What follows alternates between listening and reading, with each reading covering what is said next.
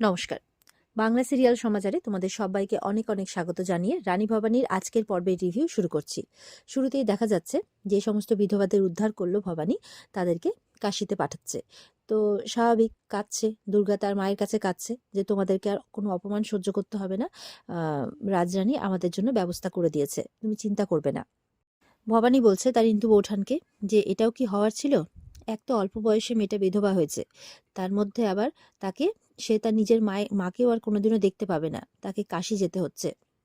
তখন ইন্দু বৌঠান বলছে যে আমাদের বিধবাদের সকাল রাত কতজন খেয়াল রাখে, তুই রাখিস, তুই একমাত্র রাখিস। তো দুর্গা এবার ইন্দু বৌঠান আর রাজরানীর কাছ থেকে আশীর্বাদ নিতে গেছে। তো বলছে যে ভালো থাকিস তুই, তাই বলছে। তো এবার রাজরানী বলছে শুধু তোমার মান সম্মান রক্ষা করতে পারলাম না। তখন দুর্গা বলছে এই তো অনেক।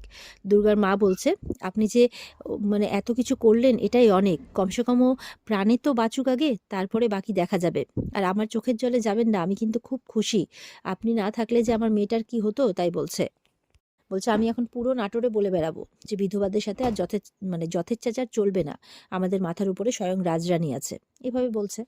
বলছে আপনি আমাদের বাড়ির মেয়েদের কাশি পাঠাচ্ছেন, এটা তো আমাদের কাছে এক নজির। এবার ইন্দু বৌঠান বলছে যে এবার আমাকেও যেতে দে, মানে এই আমার সাথেও তোর শেষ দেখা হোক। তো রাজরানী বলছে এটা তুমি কি বলছো? বলে হ্যাঁ, যে নাটোর এবার ওদের বড় বৌঠান থেকেও মুক্তি পাক।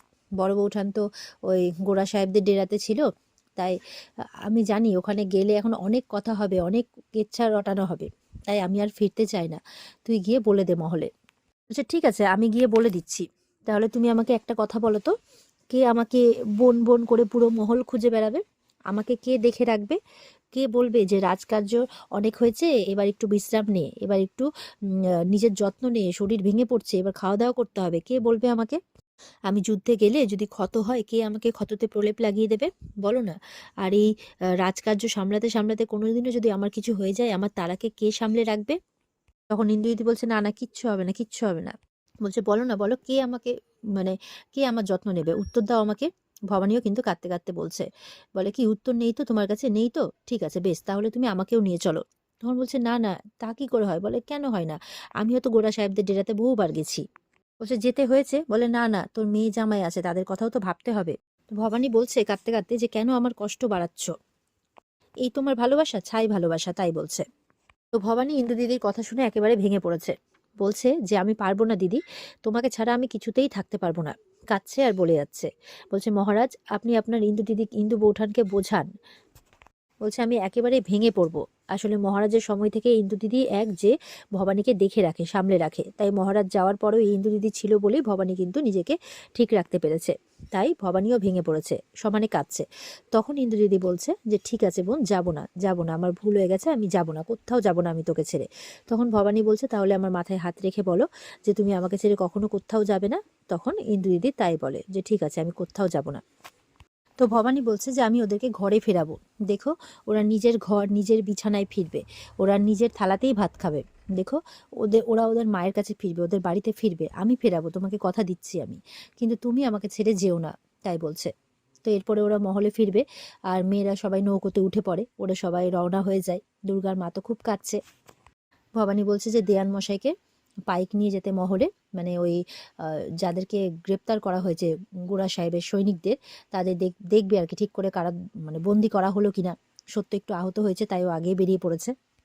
আর তাদের গোড়া সাহেবদের সৈনিকরা যে এখানে বন্দি হয়েছে সেটাও ক্লাইভ সাহেবের কাছে এই খবরটাও পৌঁছে দিতে হবে, তো সেই কাজে দেয়ান মশাই বেরিয়ে পড়ে। ওদিকে বৌঠান ভাবছে মনে মনে, ইন্দু বৌঠান, যে এবার মহলে গিয়ে যে কি গোল বাঁধবে সেটাই দেখার। এবার দেয়ান মশাই যখন পাইককে বোঝাতে বোঝাতে ঘরে ঢুকছে, মানে মহলে ঢুকছে, তখন পথ আটকেছে বিষ্ণুরাম আর তার ছেলে দেবীপ্রসাদ। বলছে যে দেয়ান মশাই বলছে এইভাবে আমার পথ আটকালেন কেন? বলছে এইভাবে চিরাচরিত ঘৃণিত অপরাধ করবেন আমরা এটা কল্পনা করতে পারিনি। দেয়ান মশাই বলছে কি বলতে চাইছেন আপনারা? বলছে পথ ছাড়ুন, আমার কাজ আছে, ইংরেজ সেনারা ঠিকঠাক বন্দী হলো কিনা দেখতে হবে। তো বিষ্ণুরাম বলছে বাবা তাদেরকে শায়েস্তা করার তো খুব তারা আপনার দেখছি, তো আপনাকে কে শায়েস্তা করবে? বলে মানে কি বলতে চাইছেন আপনি? বলছে নিজের লোভ লালসা চরিতার্থ করার জন্য আপনি তো দেখছি যে ভালোই শুরু করেছেন। বলে মানে? বলছে যে আপনি রাতের অন্ধকারে ইন্দু বৌঠানকে কোথায় নিয়ে গেছিলেন? নিজের লালসা চরিতার্থ করতে, নিজের বিকৃত লালসা চরিতার্থ করতে জঙ্গলের মধ্যে নিয়ে গেছিলেন নাকি? কি সংসার পাততেন? এইসব নোংরা নোংরা কথাবার্তা বলছে। তখন কিন্তু মানে দেয়ান মশাই কোনো কথা বলছেন না, উত্তর দিচ্ছেন না, শুধু মাথাটা নিচু করে দাঁড়িয়ে আছেন। তখন বলছে যে দেখো দেখো বিষ্ণুরাম কিভাবে লজ্জায় মাথা নিচু করে দাঁড়িয়ে আছে। তখন বলছে না, আমি লজ্জায় মাথা নিচু করে দাঁড়িয়ে আছি তেমনটা নয়, আমি দাঁড়িয়ে আছি লজ্জায়, আমার তো আপনাদের কথা শুনে আপনাদের উপরে আমি অবাক হয়ে যাচ্ছি যে আপনারা এরকম ঘৃণিত কথা বলতে পারলেন কি করে। আমি তো আপনাদের এই চিন্তাভাবনা দেখে আমি মাথা নিচু হয়ে গেছে আমার। তখন দেবীপ্রসাদ কি করে, এক মানে একদম চড় মারে একদম কষে দেয়ান মশাইকে। দেয়ান মশাই তো অবাক হয়ে যায়। দেয়ান মশাই বলছে আপনি আমাকে, বলে হ্যাঁ আপনাকে আমি মারলাম, আপনার এই ঘৃণ্য কাজের জন্য আমি আপনাকে মারলাম। বলছে দেয়ান মশাই আমি পুরুষ হওয়া সত্ত্বেও এই বাড়ির অন্দর মহলে আমার অবাধ যাতায়াত, আজ থেকে নয় বহু বছর ধরে, পাটরানী রাজমাতার আমল থেকে, কিন্তু আজ অবধি কেউ আমাকে এরকম কথা বলতে পারেননি, এরকম ঘৃণ্য অভিযোগের আঙ্গুল আমার দিকে তুলতে পারেননি। বিষ্ণুরাম বলছে এই রাজমহলের উঠোনে দাঁড়িয়ে আমি বলছি আজকে এই ঘৃণ্য কাজের বিচার হবে, যথাযথ হবে, সে নাকি বিচার করবে। তখন মহলের সমস্ত মহিলারা বেরিয়ে আসে, তাদের সামনেও তখন দেয়ান মশাইকে যা নয় তাই বলে অপমান করা হয়। দেবীপ্রসাদের মা বলছে ও লীলা খেলা সেরে তাহলে ফিরে এসেছেন মহলে।